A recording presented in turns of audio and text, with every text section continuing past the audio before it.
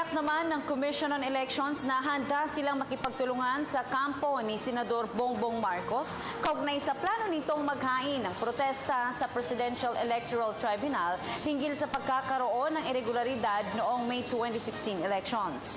Ayon kay COMELEC Chairman Andres Bautista, handa silang makipagtulungan kay Marcos dahil parte ng kanilang trabaho ang tumugon sa mga ganitong kaso, lalo na't kung nakahain na ang reklamo sa PET.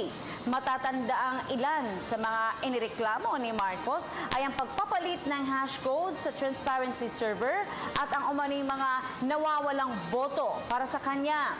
Depensa naman ang kampo ni Vice President-elect Leni Robredo, normal lamang ang mga ganitong reaksyon sa mga natalong politiko. Ngunit handa pa rin silang sagutin ito para patunayang malinis ang kanilang konsensya sa nakaraang eleksyon.